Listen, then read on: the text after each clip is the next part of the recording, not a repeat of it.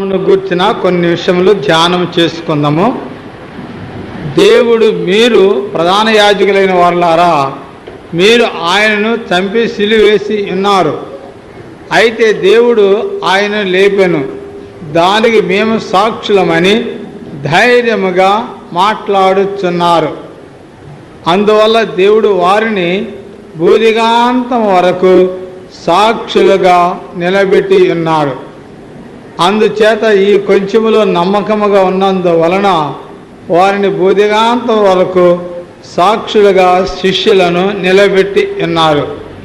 పునరుద్ధానము, వ్యక్తిగతమైన పునరుద్ధానము అంటే విశ్వాస యొక్క పునరుద్ధానము కలదు, సంఘం యొక్క పునరుద్ధానము కలదు, మృతుల పునరుద్ధానము కలదు.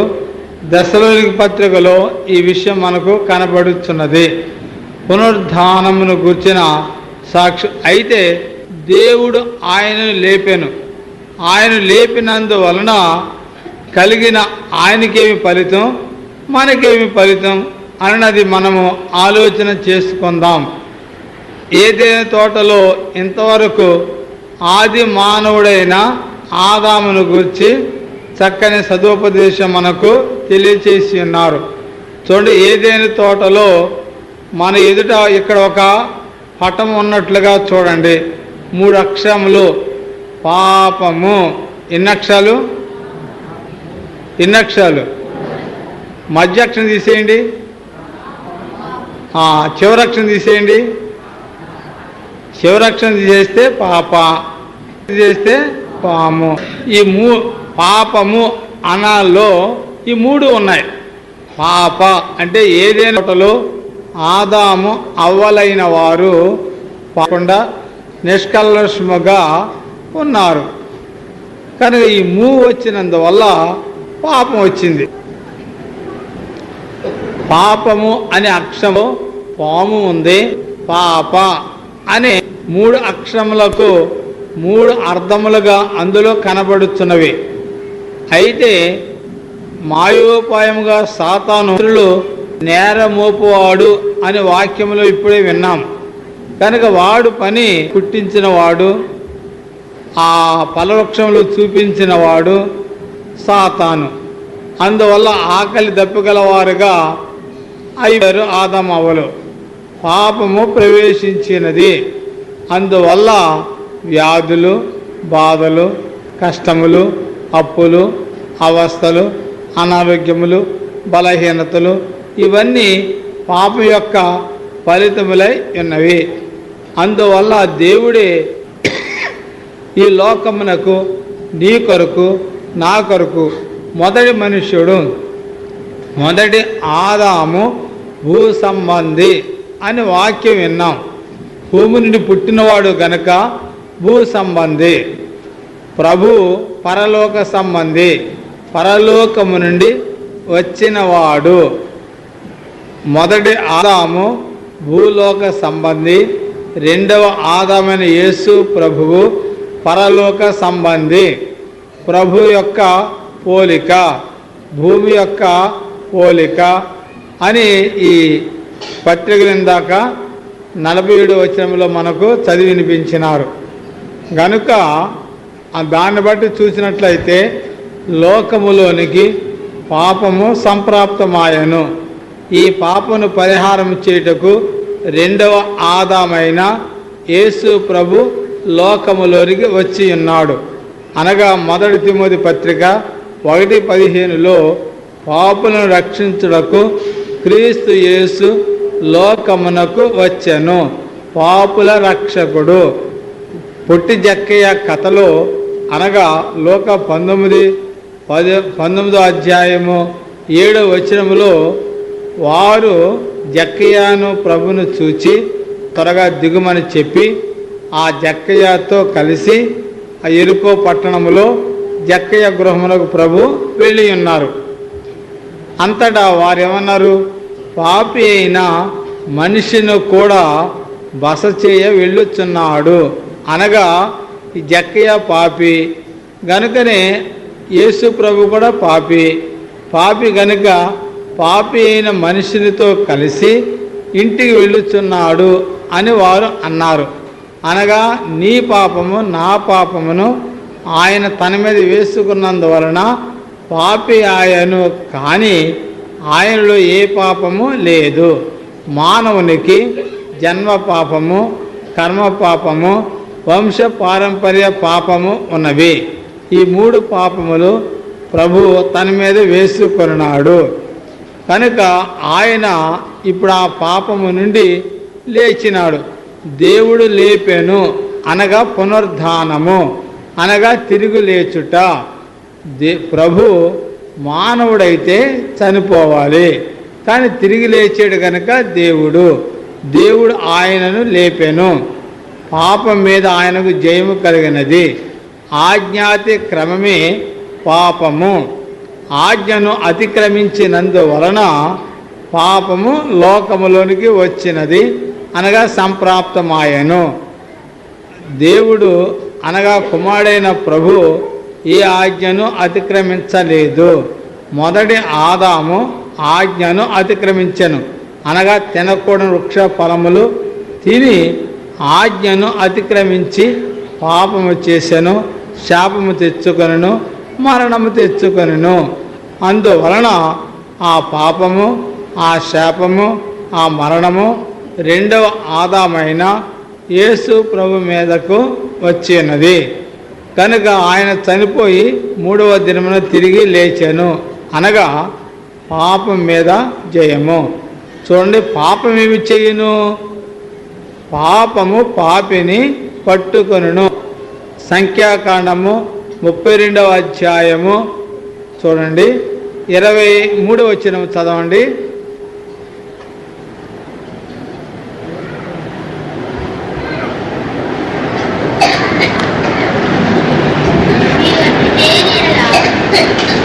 మీరు అట్లు చేయని ఎడల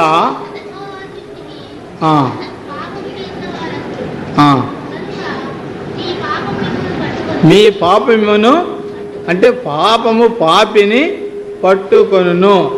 అంటే పిల్లి ఎలుకను గట్టిగా పట్టుకున్నట్లుగా పాపము గట్టిగా. అలా యోబు గ్రంథము 24:9. యోబు గ్రంథము పాపిని పాపమేమి చేయును?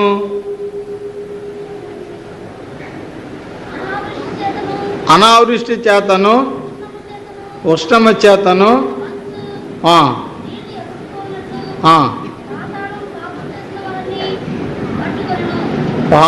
పాతాళము పాపము పాపిని పట్టుకొనును.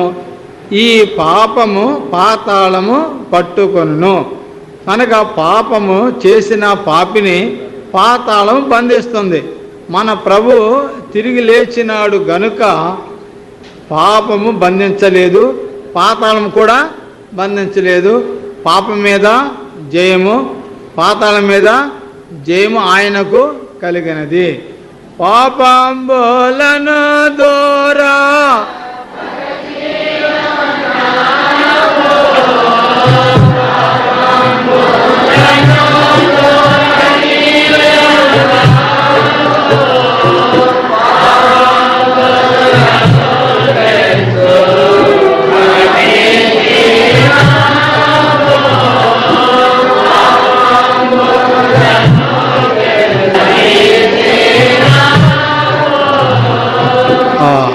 ప్రభునందు ప్రియులారా, ప్రభు పాపము నుండి లేచినాడు, మనము కూడా లేపినాడు.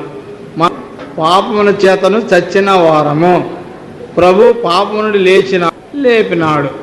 అందువల్ల పాపం మీద మనకేం కలిగింది? 8:34లో పాపము చేయవాడు పాపమునకు దాసుడు. యోహాను సువార్త 8:46లో ఎవరు రుజువు చేయగలరు? ఆయనలో ఏ పాపము లేదు, ఏ జన్మ పాపము కూడా లేదు, ఏ వంశ పారంపర్య పాపము కూడా పాపము లేని పరిశుద్ధుడు. పాపము ఉన్నట్లయితే పాపము పట్టుకొనును, పాపము ఉన్నట్లయితే పాతాళము బంధిను. కనుక పాపము ఆయనలో లేదు గనుక ఎవరును ఆయన బంధించలేదు. పాపముల మీద ప్రభునకు జయము.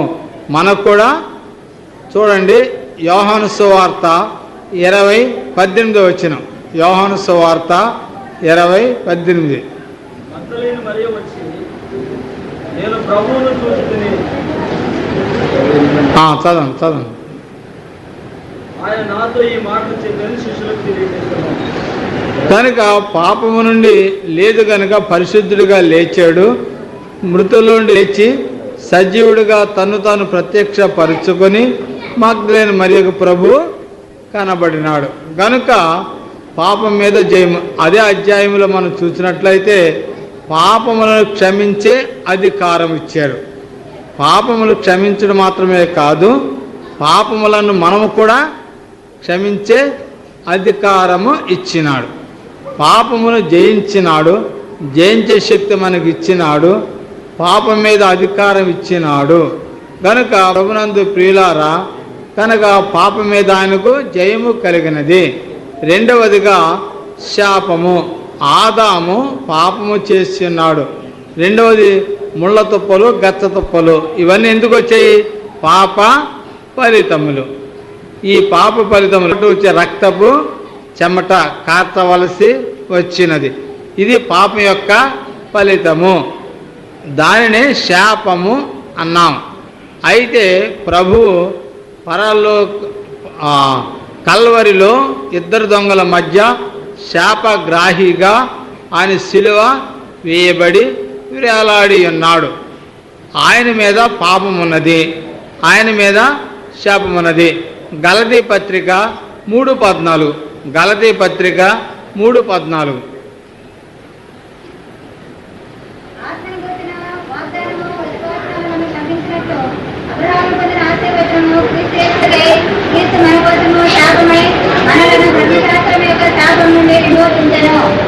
ప్రపంచములో యూదులు కాని వారందరూ అన్యులతో సమానము.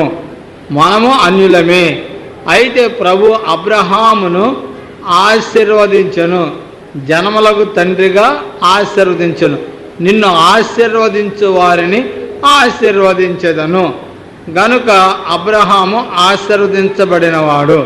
మనం అబ్రహాం యొక్క సంతానమునకు సంబంధించిన వారము. అబ్రహాము ద్వారా యేసుక్రీస్తు వలన అన్యజనులమైన మనకు ఆశీర్వాదము అనుగ్రహించబడినది. ధర్మశాస్త్రం బట్టి శాపగ్రస్తులమే. మన ప్రభు ధర్మశాస్త్రం యొక్క కోపము ఆయన మీద వేయబడి శాపగ్రాహి అయి ఉన్నాడు. గనుక ఆయనకు శాపము, మనకు ఆశీర్వాదమును అనుగ్రహించెను. అందువలన ఆదామా, నిన్ను బట్టి నేల శపించబడి ఉన్నది అని ఆదికాండం 3:17 ఉన్నది. మొదటి ఆదామును బట్టి శాపము, రెండవ ఆదామైన యేసు ప్రభుని బట్టి మనకు ఆశీర్వాదము. శాపము పోయి ఆశీర్వాదము అనుగ్రహించినది. పాప ఫలితములెల్లా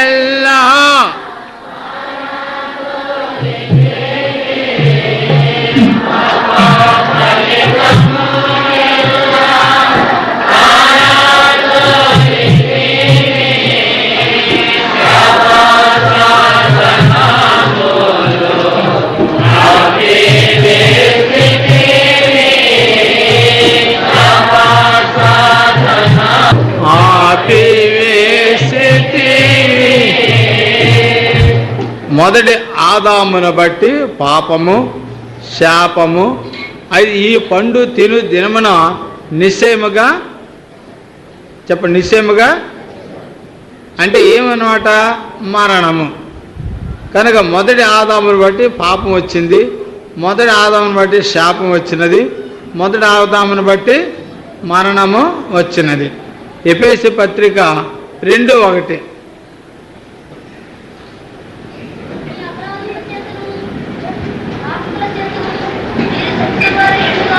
7వ వచనం అదే అధ్యాయం.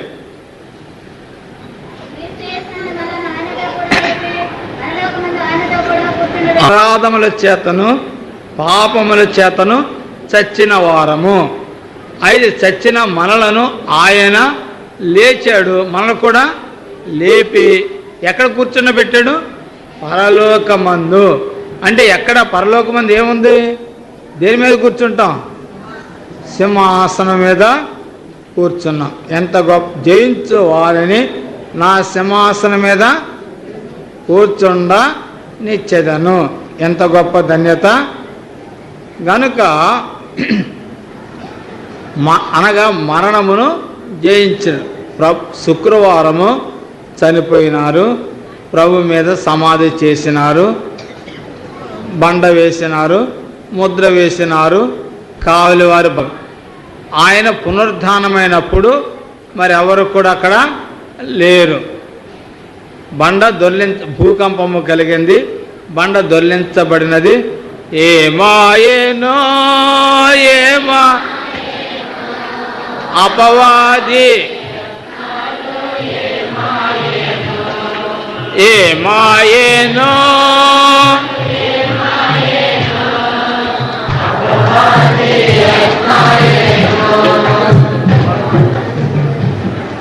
అపవాది ఎన్నో యత్నములు చేసి సమాధి చేయించి ముద్ర వేయించి బండ పరిచి కావలి ఏర్పాటు చేసింది. కానీ ఏమైపోయింది? బండ భూకంపము కలిగింది, బండ దొర్లించబడినది, ముద్ర విడిపోయినది. ప్రభు పునరుద్ధానుడై తిరిగి తాను చెప్పినట్లుగా ఆయన లేచి ఉన్నాడు. పునరుద్ధానము జరిగిపోయింది. అంటే మరణము నుండి ఆయన జయించినాడు. మరణము గెలచిన జయ యేసు, మరణము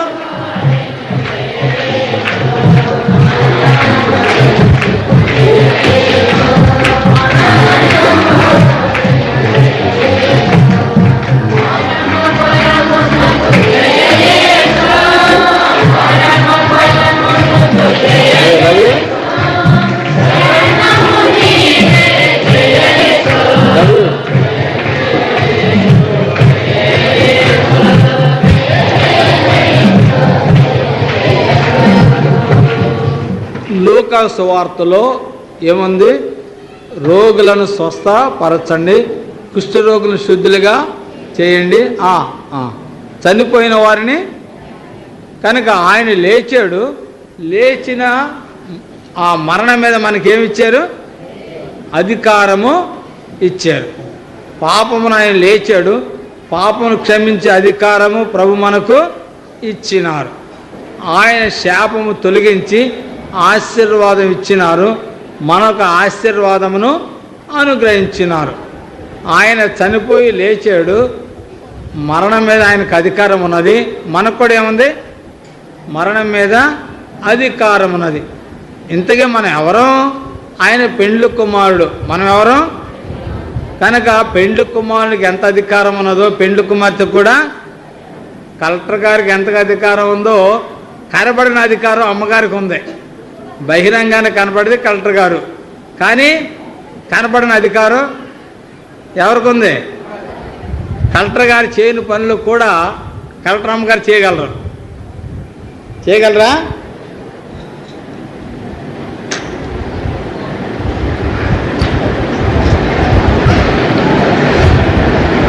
ప్రభునందు ప్రియులారా, పాపము, శాపము ఈ మూడు ఎక్కడున్నాయి? లోకములో ఉన్నాయి. ఈ మూడు ఎక్కడున్నాయి చెప్పండి? లోకము అనగా ఏమిటి? 1 యోహాను పత్రిక 2:16. లోకము అనగా 3 ఆశల గురించి ఉంది. శరీరాశ,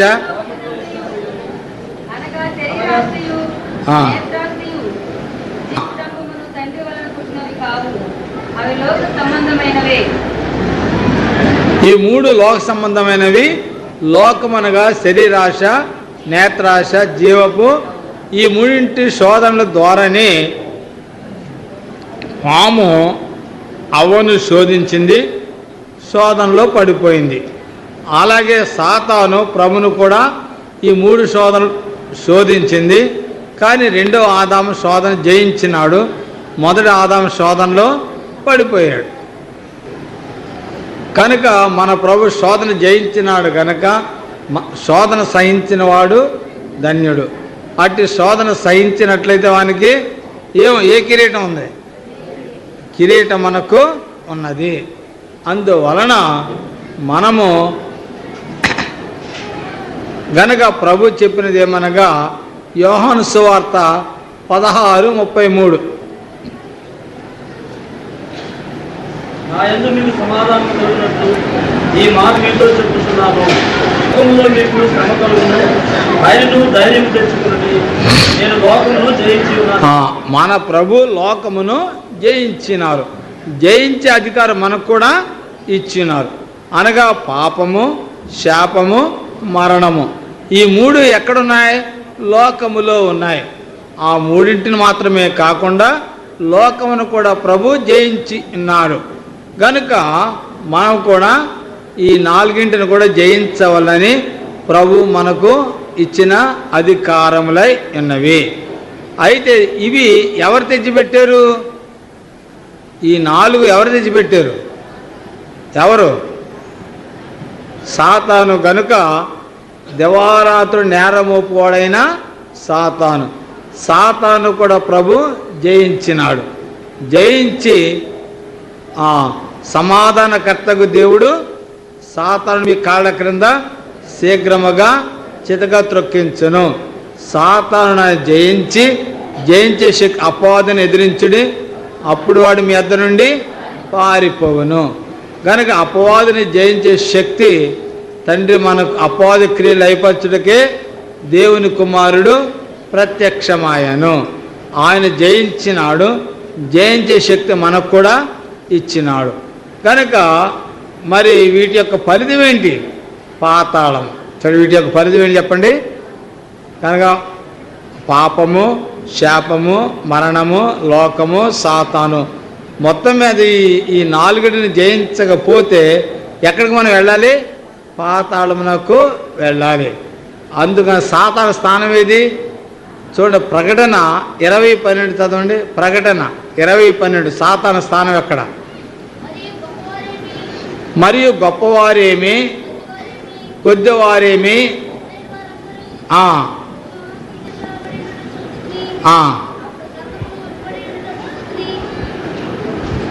20:12 వచ్చిన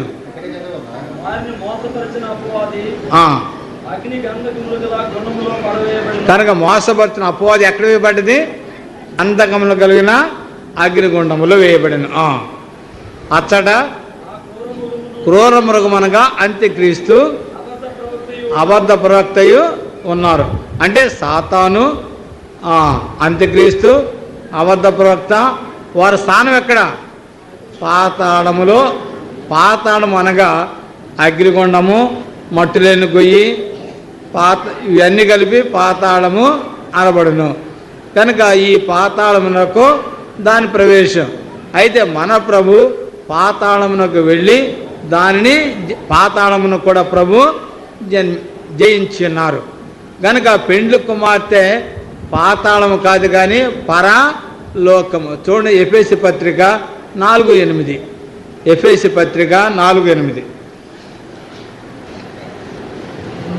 అందుచేత ఆయన ఆరోహణమైనప్పుడు చెరలు చెరగా పడుటి మనుషులు కనుక చెర అనగా ఇంగ్లీష్ బాగొచ్చు, జైలు. కనుక జైల్లోనికి ప్రభు వెళ్ళి సాతాను జైలు చేసి దాన్ని చెరగా బంధించి పాతాళం నుండి ప్రభు పైకి వెళ్ళాడు. కనుక పాత నిబంధన భక్తులు ఇక పాతాళంలో లేరు. ఎక్కడున్నారు? పరలోకమునకు తీసుకుని వెళ్ళిపోయినారు. అదే నేడు నీవు నాతో కూడా పరదయస్సులో ఉందవు. పరదయస్సునకు వారిని తీసుకుని వెళ్ళి ఉన్నారు. అలాగే పాతాళం మనది కాదు. ప్రకటన 1:18.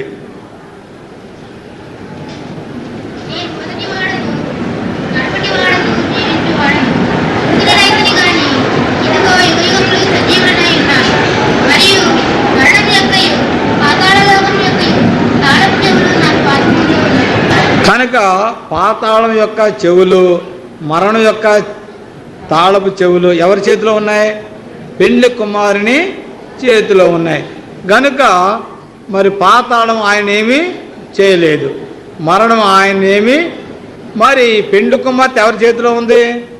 పెండ్లి కుమారుని చేతిలో. పెండ్లి కుమారుడు ప్రభునికి ఎంత అధికారం ఉన్నదో ఈ పెండ్లి కుమార్తె కూడా అంత అధికారం ఉన్నది. అందువలన పాతాళం మీద ఆయనకు జయము కలిగినది. అలాగే మనకు కూడా పాతాళం మీద ఇంతకీ ఎన్ని? 1 పాపం మీద జయము, 2 మర జయము, 3 శాపం మీద జయము, 3 మరణం మీద, 4 లోకం మీద జయము, 5 సాతాను మీద జయము, 6 పాతాళం మీద జయము. గనుక ఇప్పుడు 1 కొరింథీ పత్రిక 15:24. ఎందుకు ఇప్పుడు ప్రభు ఎక్కడ కూర్చున్నారు చెప్పండి?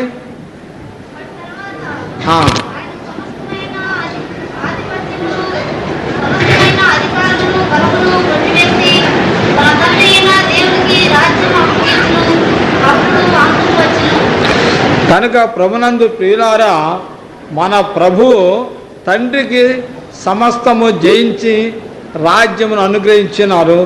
అయితే తండ్రి అయిన దేవుడు తన కుమారుడు యేసు ప్రభునకు రాజ్యమును అనుగ్రహించినాడు. యేసు ప్రభుకు ఆయనకు సింహాసనం అది. మరి పెండ్లి కుమార్తెకు కూడా ఏముంది? ప్రకటన 20 అధ్యాయం 6వ వచనం చదవండి. 22వ అధ్యాయం 22:6. మరియు ఆ దూత ఎలా నాతో చెప్పాను, ఈ మాటలు నమ్మకములను సత్యములునై ఉన్నవి. ఆత్మలకు దేవుడకు ప్రభువు త్వరలో సంభవింపవలసిన వాటిని తన దాసులకు చూపుటకై తన దూతను పంపెను. ఇదిగో నేను త్వరగా వచ్చుచున్నాను. ఈ గ్రంథములోని ప్రవచన వాక్యములను కైకొనువాడు ధన్యుడు. అంటే 5వ వచనం 6వ వచనం ఉంటుంది. యుగ యుగములు రాజ్యం అన్నమాట ఉంటుంది. ఆ మాట రాత్రికి ఎన్నడూ ఉండదు. దీపకాంతి అయినను సూర్యకాంతి అయినను వారికి అక్కరలేదు. దేవుడైన ప్రభువే వారి మీద ప్రకాశించును. వారు యుగ యుగములు రాజ్యము చేయుదురు. కనుక పెండ్లి కుమారుడైన ప్రభు ఎంతకాలం రాజ్యం చేస్తారు? మరి పెండ్లి కుమార్తె ఆయన రాజు, మనము రాణి. ఆయన పెండ్లి కుమారుడు, మనము పెండ్లి కుమార్తె. ఆయనకు ఎంత అధికారం ఉన్నదో మనకు కూడా అంత అధికారం ఉన్నది. గనుక ప్రభు అధికారములన్నీ జయించి తండ్రి చేతికి తాను అప్పగించుకున్నాడు. తండ్రి తన రాజ్యమును కుమారునికి అప్పగించాడు. ఆ కుమారుడు తన సంఘమునకు అప్పగించి అధికారం, ఎంత యుగములు పరిపాలన చేసే గొప్ప అధికారం.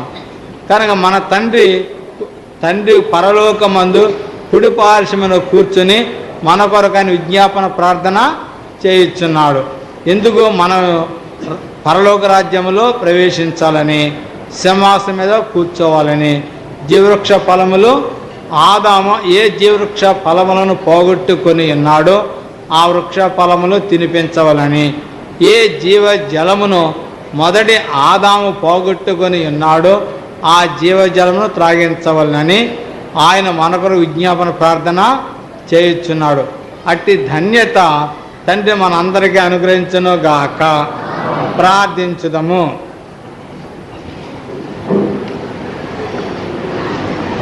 దయానిధి అయిన మా తండ్రి, మా రక్షక వందనములు. మొదటి ఆదాము మహిమ స్థితిని పోగొట్టుకున్నాడు. రెండవ ఆదాము ద్వారా ఆ మహిమ స్థితిని అనుగ్రహించడం కొరకు మా కొరకు వచ్చిన ప్రభువా, నీవు పునరుద్ధానుడు అయి ఉన్నావు. మమ్మల్ని పునరుద్ధానులుగా చేసి పరమునకు ఆకర్షుకొని ఆశీర్వదించుమని త్వరగా రానయ్యన యేసు నామమున వేడుకొనుచున్నాము తండ్రి. ఆమేన్.